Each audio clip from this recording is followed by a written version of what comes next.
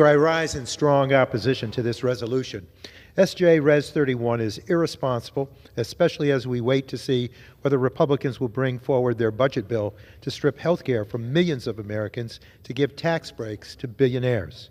But this resolution would allow 1,800 facilities that emit the worst of the worst cancer-causing toxic air pollutants to avoid the Clean Air Act requirements that protect the air that we breathe. It would eliminate a 2024 EPA rule that ensures large industrial facilities like chemical plants and oil refineries control their hazardous air pollution. Hazardous air pollutants are known or suspected to cause cancer, birth defects, developmental disorders, and neurological problems, even at extremely low levels of exposure. It has been suggested that the 2024 rule eliminates the incentive for facilities to deploy new technologies to reduce pollution.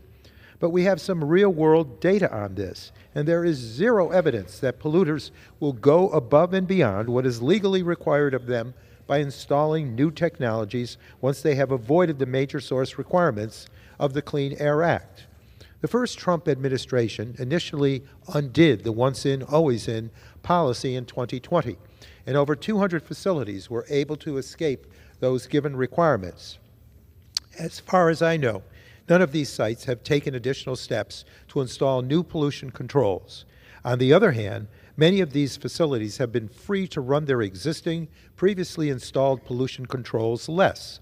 When they were categorized as a major source, they needed to take steps to drastically reduce their emissions as much as possible based on demonstrated, cost-effective technologies. And in many cases, that resulted in emission levels dropping far below the major source thresholds. But the Clean Air Act's intent was never to bring pollution level right below some arbitrary major source threshold.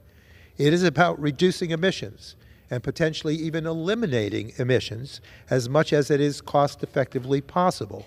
Rescinding this rule would give another 1,800 facilities the green light to shut off their long-installed pollution control equipment, spew hazardous air pollution right up to the major source trigger, and increase cancer-causing pollution without consequence. So the Clean Air Act is an incredible public health success story, and we are at risk of writing a new, dark chapter in this law's history. There have been 5 decades of strong bipartisan support in Congress for the law, which has allowed us to make steady progress to reduce air pollution in our country. Yes, in many places we are breathing cleaner air today than we were in the 1970s or in the 1990s.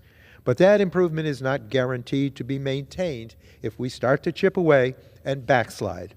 This resolution puts our previous progress in serious jeopardy, and the people who live along the fence lines of these 1,800 industrialized facilities are at risk of facing the worst consequences. These communities tend to be low income. I would venture that many rely on Medicaid. The 1-2 punch of this resolution with the budget bill to strip health care from nearly 14 million people is wrong. It will leave people with unhealthier air, fewer protections, and less access to health care to deal with the consequences, cancer, birth defects, and developmental disorders of allowing these facilities to pollute more. With that, I urge members to oppose this resolution, and I yield back.